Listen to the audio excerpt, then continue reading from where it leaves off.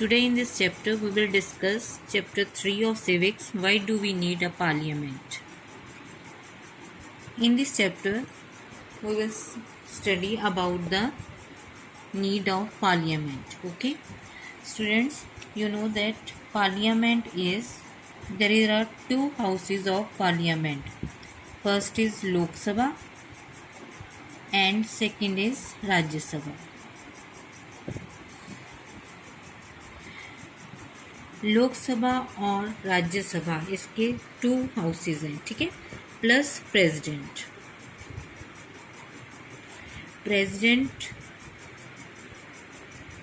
Plus Lok Sabha and Rajya Sabha, इनको क्या कहा जाता है? पार्लियामेंट कहा जाता है, ठीक है। We in India pride ourselves on being a democracy. बच्चों, हमें इंडिया में मीन्स क्या है, हमें we should be pride that we are living in a democratic country. भी हमें प्राउड होना चाहिए भी हम एक डेमोक्रेटिक कंट्री में ले रहे हैं, ठीक है। और यहाँ पे हम अंडरस्टैंड करेंगे क्या रिलेशन है लोगों का participation in decision making and need for the all democratic government to have the consent of their citizen. ये लोग कैसे डिसीजन मेकिंग में पार्टिसिपेट करते हैं, ठीक है, जो कि ऑल डेमोक्रेटिक गवर्नमेंट्स की क्या है एक ज़रूरत है। मीन्स सारी डेमोक्रेटिक गवर्नमेंट्स क्या है, सिटीजन्स की कंसेंट मीन्स क्या होता है, सहमति से चलती हैं, ठीक है। It is these elements that together make us democracy and this is best expressed in the institution of the parliament. In this chapter, we will try to see how the parliament enables citizens of India to participate in decision making. इस chapter में हम यही discuss करेंगे कि कैसे parliament citizen, India के जो citizens हैं उनको डिसीजन मेकिंग में पार्टिसिपेशन देती है, ठीक है। मीन्स डिसीजन मेकिंग में कैसे पार्टिसिपेट करते हैं इंडिया, ठीक है, इंडिया के जो सिटीजन हैं। और ये भी देखेंगे भी control the government, how citizen of India control the government. वे जो इंडिया के सिटीजन हैं वो गवर्नमेंट को कैसे कंट्रोल करते हैं, ठीक है। इस जो कि एक इंडियन डेमोक्रेसी का बहुत ही ज़्यादा इम्पॉर्टेंट सिंबल, ठीक है। और कॉन्स्टिट्यूशन का यही की फीचर है, सबसे मेन फीचर यही है क्या, how citizen of India control the government. Means जो इंडिया के सिटीजन है वो गवर्नमेंट को कैसे कंट्रोल करते हैं, ठीक है। Next let's move to the next topic. Why should people, first topic, this is the first topic of this chapter. Why should people decide, ये लोग क्यों डिसाइड करते हैं, what is the reason. India as we know became independent on 15 August 1957। बच्चे, India जो है वो आपको पता ही है, we get freedom on 15 August 1957, ठीक है। और ये जो फ्रीडम है, ये हमें जो इंडिपेंडेंस है वो हमें इतनी आसानी से नहीं मिली, ठीक है। इसके लिए हमें बहुत ही ज़्यादा लॉन्ग एंड डिफ़िकल्ट स्ट्रगल्स क्या करनी पड़ी, ठीक है। और इसमें बहुत सारे लोगों ने, large section of society participated, और बहुत सारे लोगों ने इसमें पार्टिसिपेट किया, स्ट्रगल में, जो इंडिपेंडेंस की जो स्ट्रगल थी उसमें पार्टिसिपेट किया, ठीक है। और जो लोग थे अलग अलग बैकग्राउंड से इस स्ट्रगल में क्या है उन्होंने पार्टिसिपेट किया, ठीक है। वो किससे इंस्पायर थे, आइडिया ऑफ फ्रीडम से, इक्वलिटी से, पार्टिसिपेशन इन डिसीजन मेकिंग में से क्या वो इंस्पायर होकर उन्होंने इस स्ट्रगल में पार्टिसिपेट किया, ठीक है। इंडिपेंडेंस की जो स्ट्रगल थी उसमें पार्टिसिपेट किया, ठीक है। क्योंकि आपको पता ही है जो colonial rule means British rule के दौरान क्या था, लोग हमेशा क्या है एक फियर, ठीक है, लोगों के अंदर क्या रहता था, एक फियर रहता था, ठीक। और जब ब्रिटिश गवर्नमेंट थी उनके कुछ डिसीजन पे एग्री भी नहीं होती थी, जो भी डिसीजन लिए जाते थे ब्रिटिश गवर्नमेंट की तरफ से लोग उनसे एग्री भी नहीं थे, ठीक है। इसलिए क्या है उनको बहुत ही ज़्यादा क्या इस डिसीजंस का क्या करना पड़ा, बहुत ज़्यादा क्रिटिसिज्म करते थे वो, ठीक है। वो परेशान थे, जो ब्रिटिश गवर्नमेंट डिसीजन लेती थी उनसे वो बहुत ज़्यादा क्या थे, परेशान थे, ठीक है। पर जो फ्रीडम मूवमेंट है इसने सिचुएशन ही क्या कर दी, चेंज कर दी। ठीक है, अब जो नेशनलिस्ट थे, नेशनलिस्ट कौन होते, जो हमारे नेशनल लीडर थे, उन्होंने क्या करना शुरू कर दिया, openly criticise the British government and make demands. British government को क्या है, ओपनली क्या करना शुरू कर दिया, उसकी आलोचना करनी शुरू कर दी, उसको कोसना शुरू कर दिया और डिमांड्स करने लगे। ठीक है, 1885 में इंडियन नेशनल कांग्रेस ने क्या डिमांड की, देखो भी जो लेजिस्लेचर में जो मेंबर्स हैं, ठीक है, इंडियन मेंबर्स होते थे जो ब्रिटिश लेजिस्लेचर में, उनको भी राइट होना चाहिए क्या करने का, बजट को डिस्कस करने का, क्वेश्चन करने का। ठीक है, पर गवर्नमेंट ऑफ इंडिया एक्ट 1909 ने कुछ इलेक्टेड रिप्रेजेंटेशन को क्या किया, अलाउ कर दिया। ठीक है, अब जो लेजिस्लेचर थी under the British government were in the response to the growing demand of the nationalist. ठीक है, इसमें क्या थी, लोग जो नेशनलिस्ट थे उनकी डिमांड्स क्या होती जा रही थी, दिन ब दिन बढ़ रही थी। ठीक है, और नेशनलिस्ट की डिमांड क्या थी, भी जो एडल्ट हैं उनको क्या दिया जाए, राइट टू वोट दिया जाए। पर ब्रिटिश गवर्नमेंट ने इनको क्या कर दिया, डिसीजन मेकिंग में वोट देने से इनकार कर दिया। ठीक है, और ना ही लोग क्या है डिसीजन मेकिंग में क्या कर सकते थे, पार्टिसिपेट कर सकते थे। ठीक है, अब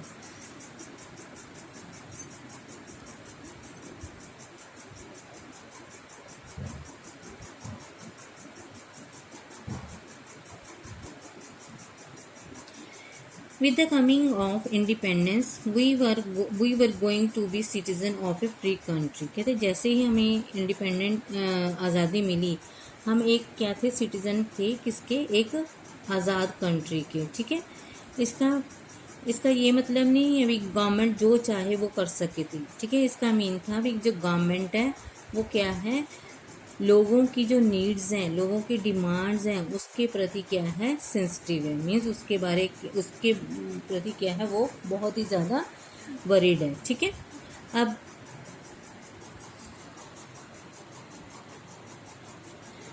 the constitution of India that laid down the principle of universal adult franchise. जो इंडिया का इंडिपेंडेंट इंडिया का जो कॉन्स्टिट्यूशन बनाया गया, उसमें एक क्या है, प्रोविज़न रखा गया यूनिवर्सल एडल्ट फ्रेंचाइजी, जिसका मीनिंग क्या था, भी जो भी इंडियन सिटीज़न है उनको क्या है, राइट टू वोट होगा। ठीक है, मीन्स +18 जो एज है, ठीक है, सिटीज़न है, उनको क्या होगा, राइट टू वोट होगा। अंडरस्टैंड।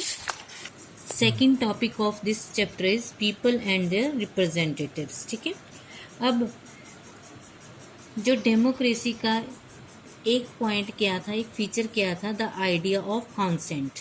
इसका मीनिंग क्या है, लोगों की इच्छा, लोगों की मंजूरी, लोगों की पार्टिसिपेशन। ठीक है, ये लोगों का ही फैसला था भी क्या है, एक डेमोक्रेटिक गवर्नमेंट बनाई जाए। मीन्स डेमोक्रेटिक गवर्नमेंट लोगों का ही क्या है, डिसीजन है। ठीक है, और वो क्या डिसाइड करते हैं, भी अबाउट इट्स फंक्शनिंग, भी ये जो डेमोक्रेटिक गवर्नमेंट है वो कैसे बनेगी और इसके फंक्शंस क्या, ये कौन कौन से काम करेगी। ठीक है, अब ये जो बेसिक आइडिया है डेमोक्रेसी का क्या है, जो सिटीजन है ये बहुत ही ज़्यादा इम्पॉर्टेंट पर्सन है। ठीक है, और ये जो government as well other public institution need to have the trust of these citizen.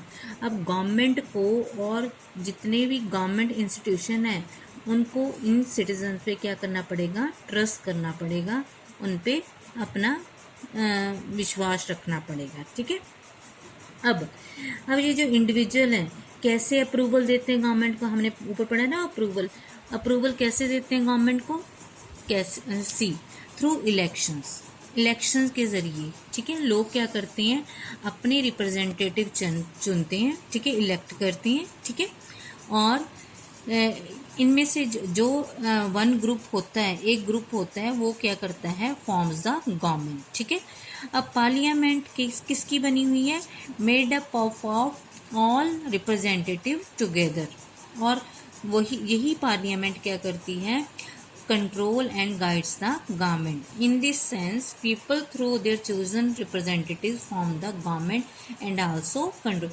अब क्या है, जो लोग ही हैं जो क्या करते हैं, अपने रिप्रेजेंटेटिव्स को चुनते हैं और गवर्नमेंट बनाते हैं और उन पे क्या करते हैं, खुद ही कंट्रोल करते हैं। अंडरस्टैंड।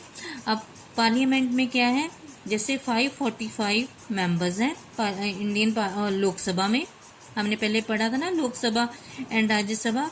लोकसभा में जो 545 जो मेंबर्स हैं, दीज आर एमपीज, ठीक है, इनको क्या कहा जाता है, एमपीज। इसमें से 543 क्या है, मेंबर ऑफ पार्लियामेंट होते हैं, मींस जो अलग अलग लेजिस्लेटिव असेंबली में से चुने हुए जो मेंबर्स होते हैं। और 2 मेंबर्स क्या है, एंग्लो इंडियन मेंबर्स होते हैं, ठीक है जी। अंडरस्टैंड। अब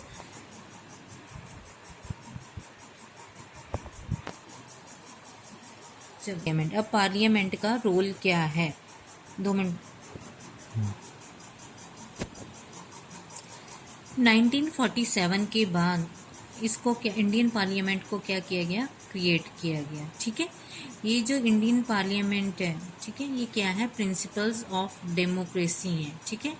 लोगों का डेमोक्रेसी में क्या है, फेथ है, ठीक है। अब ये प्रिंसिपल्स कौन कौन से हैं, ये प्रिंसिपल्स क्या हैं, participation by people in the decision making, means decision, देश के जो जितने भी प्रोसेस हैं, डिसीजन मेकिंग प्रोसेस हैं, उसमें लोगों की पार्टिसिपेशन। दूसरा क्या है, गवर्नमेंट बाय कंसेंट। अब पार्लियामेंट जो है, हमारे कंट्री की जो पार्लियामेंट है वो बहुत ही ज़्यादा क्या है, पावरफुल है। क्यों? क्योंकि इसमें सारे ही रिप्रेजेंटेटिव ऑफ द पीपल, इस लोगों के द्वारा जो इलेक्ट किए गए रिप्रेजेंटेटिव पार्टिसिपेट करते हैं, ठीक है। अब जो इलेक्शंस हैं पार्लियामेंट की वैसे ही होती है जैसे स्टेट लेजिस्लेचर की इलेक्शंस होती हैं, ठीक है। लोकसभा की जो इलेक्शंस हैं एवरी 5 ईयर इलेक्शंस होती हैं, मीन्स हर 5 साल के बाद लोकसभा की इलेक्शंस करवाई जाती हैं, ठीक है। कैसे करवाई जाती हैं, पूरे कंट्री को अलग अलग कॉन्स्टिट्यूएंसीज में क्या कर लिया जाता है, डिवाइड कर लिया जाता है, ठीक है।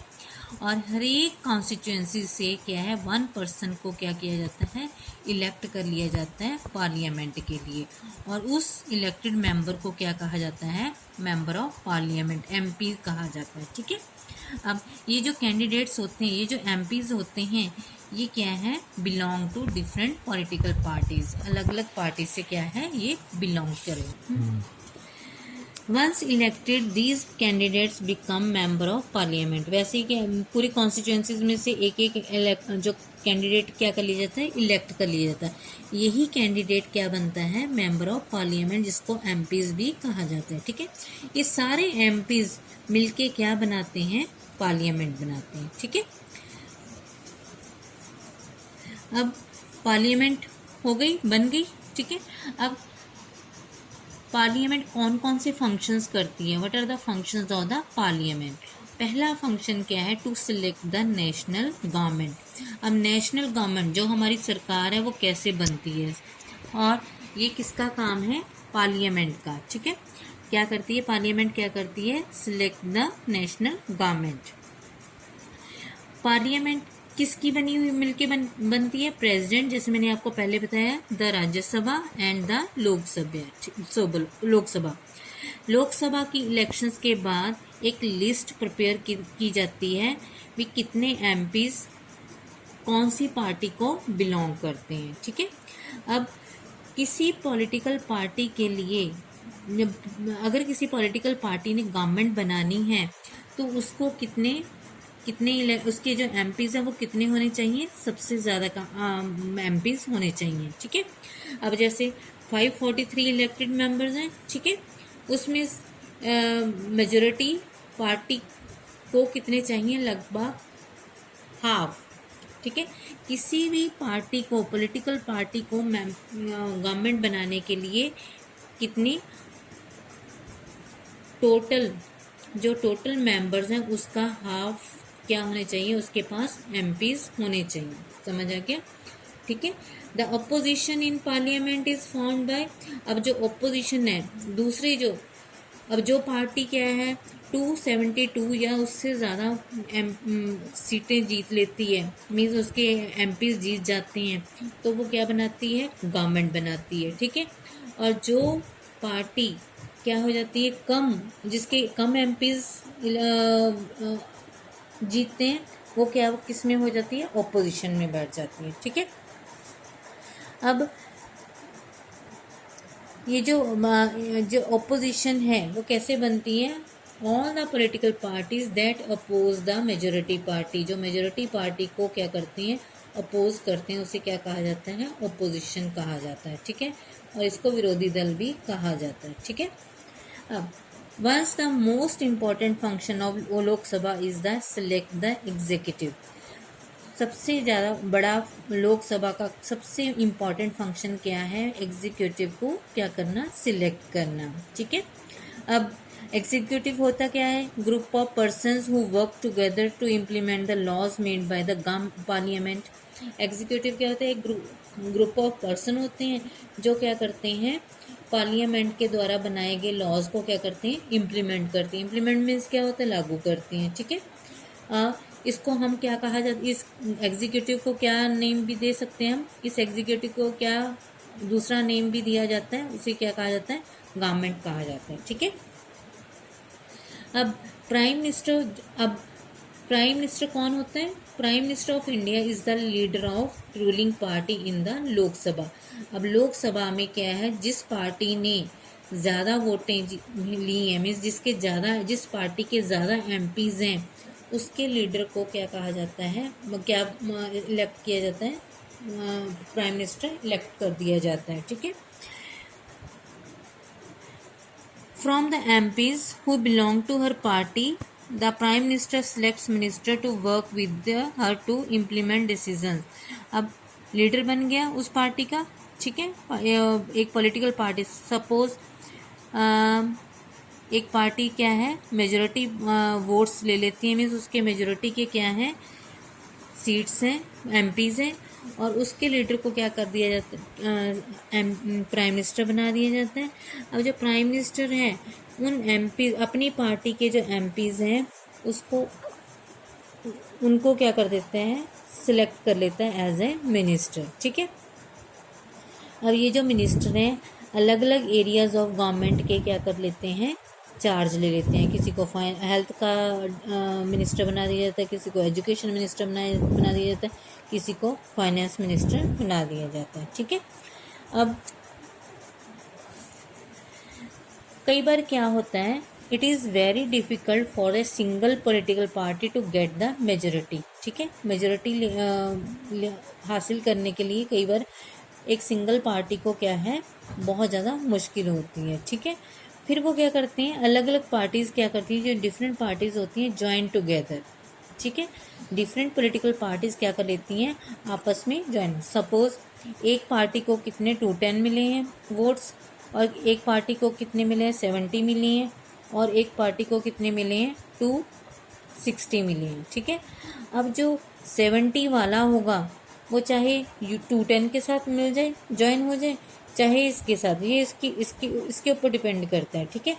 जब ये वाली पार्टी इस पार्टी के साथ मिल जाएगी, then they make the government, तो ये क्या बनाते हैं, गवर्नमेंट बनाते हैं। और ऐसी गवर्नमेंट को क्या कहा जाता है, कोलिशन गवर्नमेंट कहा जाता है, मिली जुली सरकार कहा जाता है। समझ आ गया, मिली जुली क्यों, टू पार्टीज को मिला के क्या है, 2 और 3 पार्टीज जब मिलके सरकार बनाती हैं, उसे क्या कहा जाता है, कोलिशन गवर्नमेंट कहा जाता है, ठीक है। अब नाउ कम टू द राज्य, ये तो होगी सारी लोकसभा की बात। अब राज्यसभा क्या है, उसका क्या फंक्शन, कैसे काम करती है, ये इसमें सारे representative of the states of India in the parliament, इसमें कौन मेंबर होते हैं, सारे स्टेट्स के रिप्रेजेंटेटिव, ठीक है। अब राज्यसभा क्या करती है, legislation and bill is required to pass through the Rajya Sabha. कोई भी बिल उस टाइम तक क्या है, लॉ नहीं बनता जब तक उसको राज्यसभा पास नहीं करती, ठीक है। इसलिए बहुत ज़्यादा इम्पॉर्टेंट रोल है किसका, लॉज को बनाने का, ठीक है। अब लोकसभा ने क्या इनिशिएट कर दिया, लॉ आगे भेज दिया, ठीक है। और उसको वो तभी लॉ बनता है जब तक उसको राज्यसभा पास ना कर दे, ठीक है।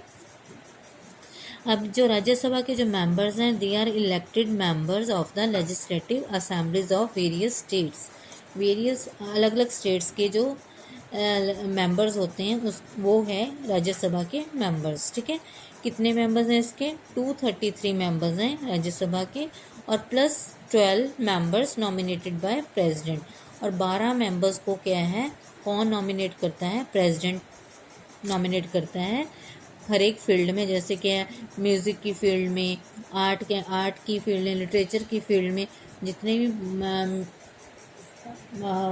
मेन मेंबर्स हैं होते हैं, उनको क्या है, प्रेसिडेंट के द्वारा क्या कर दिया जाता है, इलेक्ट कर लिया जाता है फॉर द राज्यसभा। अब नेक्स्ट फंक्शन है इसका पार्लियामेंट का, to control, guide and inform the government. Government को कंट्रोल करना, उसको गाइड करना और उसको बताना, ठीक है। पार्लियामेंट का जो सेशन है वो किससे स्टार्ट होता है? क्वेश्चन आवर से स्टार्ट होता है। क्वेश्चन आवर क्या होता है? क्वेश्चन आवर में क्या है, जो भी गवर्नमेंट है उससे क्या किए जाते हैं, क्वेश्चनिंग की जाती है, ठीक है। अब क्वेश्चन आवर में क्या है, एमपीज क्या करते हैं, गवर्नमेंट से उसकी वर्किंग की इंफॉर्मेशन क्या करते हैं, कलेक्ट करते हैं, ठीक है। अब ये बहुत ही इम्पॉर्टेंट वे है control the executive, means government को कंट्रोल करने का ये सबसे इम्पॉर्टेंट क्या है, मेथड है, ठीक है। अब क्वेश्चन आस्क करने से क्या है, जो गवर्नमेंट है वो अपनी शॉर्टकमिंग से क्या हो जाती है, अलर्ट हो जाती है, ठीक है। और उसको ये भी पता चल जाता है भी लोगों का ओपिनियन क्या है, ठीक है। अब जो अपोजिशन है, जो अपोजिशन पार्टीज़ हैं, वो भी क्या है, इम्पॉर्टेंट रोल प्ले करते हैं in the functioning of democracy. वो हाईलाइट करते हैं जितने भी पॉलिसीज एंड प्रोग्राम्स हैं उसकी, गवर्नमेंट की उसकी जो भी शॉर्टकमिंग्स हैं उसको वो हाईलाइट करते हैं, ठीक है। और mobilise popular support for their own policies, और अपनी पॉलिसीज़ को क्या करने, शो करने की क्या करते हैं, वो करते उनको सुजेशन देते हैं, ठीक है, अपनी पॉलिसीज़ के बारे में।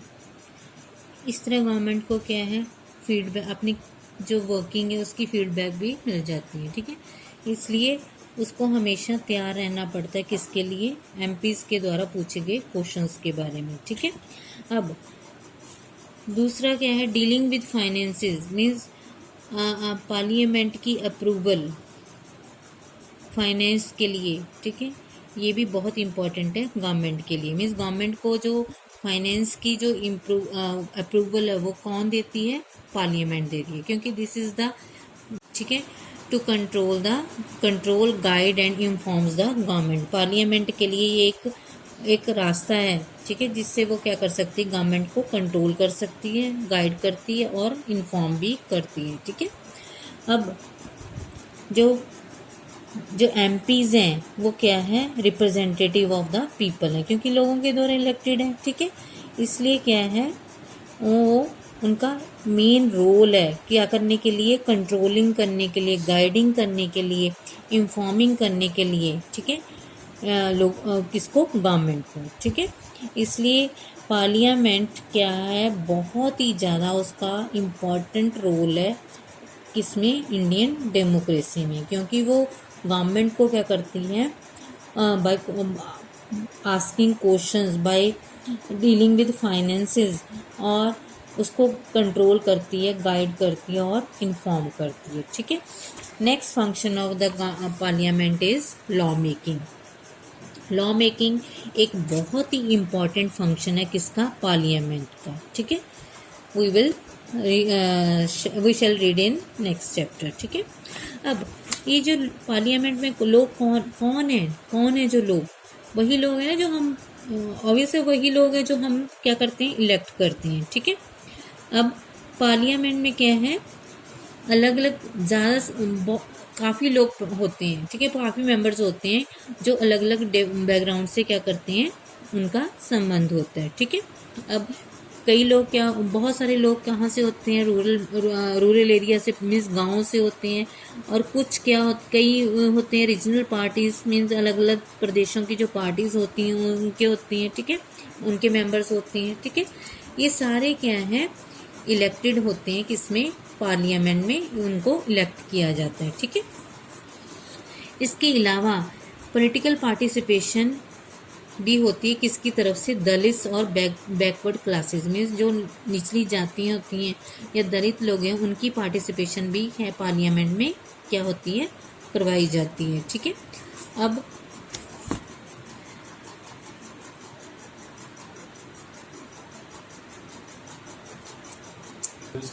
क्या है, पार्लियामेंट में जो हिस्टोरिकल मार्जिनलाइज्ड मीन्स जिनके साथ क्या है, जो बैकवर्ड क्लासेस हैं, मार्जिनलाइज्ड लोग क्या होते हैं, जो बैकवर्ड क्लासेस हैं, उनको क्या है, रिप्रेजेंटेशन दी गई है, ठीक है, रिजर्वेशन दी गई है।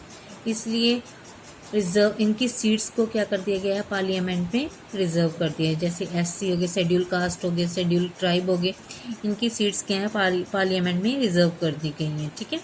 ये क्यों किया गया, क्योंकि जो एमपीज हैं जो यहाँ इन कास्ट से जो एमपीज इलेक्ट होते हैं, ठीक है, वो भी फैमिलियर हों और रिप्रेजेंट करें किसको, दलित और आदिवासी इंटरेस्ट को पार्लियामेंट में।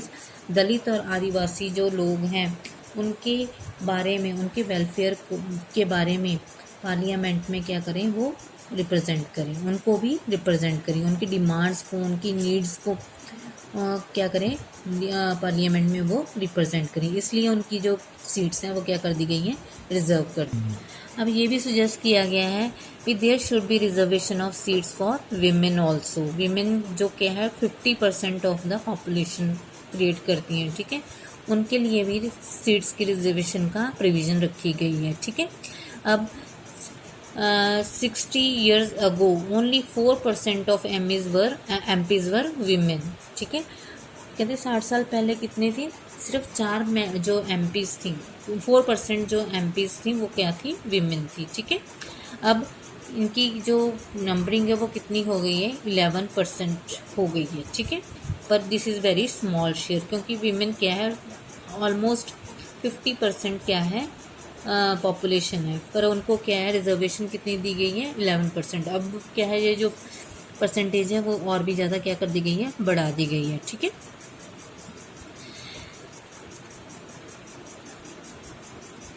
This kind of issue forced the country to ask certain and difficult, often unresolved question. ये जो रिजर्वेशन है, विमेन की रिजर्वेशन है, इस तरह के जो क्वेश्चन हैं, इनको क्या कहा जाता है, अनरिजॉल्व क्वेश्चन, मीन्स जिनको अभी तक पूरी तरह से सॉल्व नहीं किया जा सकता है, ठीक है।